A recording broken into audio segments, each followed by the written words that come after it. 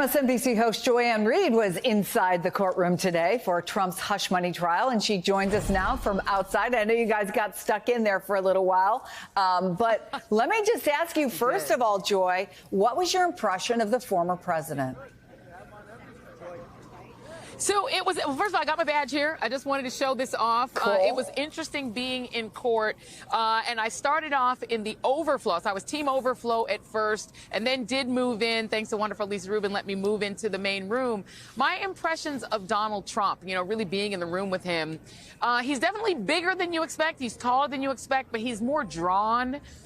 He kind of shuffled past. He has a sort of perma scowl on his face. He definitely looked like he was paying attention this time. There was no sort of seeming to nod off or snooze, nothing like that.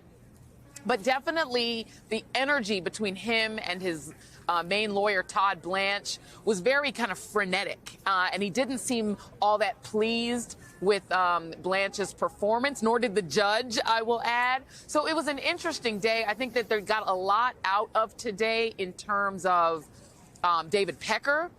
But I think the low sort of moment for the Trump defense had to have been that pre-hearing before the jury was actually in the room, when they were talking about whether Donald Trump violated the gag order. This gag order that was issued on April 1st. That was a rough go for Todd Blanche, and Donald Trump didn't look pleased. Well, I got to tell you, I don't know if you saw, we had a couple of teenagers who got in line very early today. They wanted to be inside, and the young woman, who I think is 14 years old, wants to be a lawyer. That was her big takeaway from the day, that the judge really just did a smackdown, right, on Todd Blanche. Is that how you would view it? You know, I described it. I was, you know, furiously in a Google Doc emailing my executive producer, Tina. And the way I described it, it was like the kid that didn't do their homework showing up to the lecture and then just getting owned by the professor. Judge Marchand is calm. He's methodical. He makes decisions quickly. He's decisive. But he absolutely had no patience for Todd Blanche's unpreparedness is the only way that I can describe it. He didn't seem to have an argument for why Trump was clearly seeming to violate that order, and he just wasn't prepared.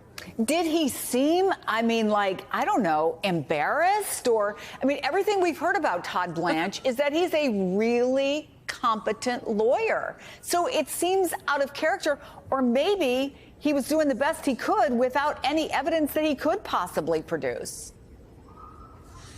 I think you've hit on it. I think the 13-year-old, the 14, I saw the 13 and 14-year-old, by the way, when I first got here. They were very early in line. I think it might have been first in line.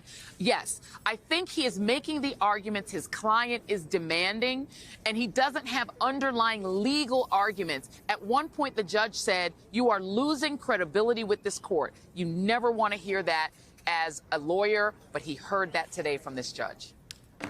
Joy Reid, I could listen to you, and I will listen to you more, talk about this, because it is fascinating. Thanks for running out and giving us a few minutes before we have to say goodbye. It's good to see you, my friend.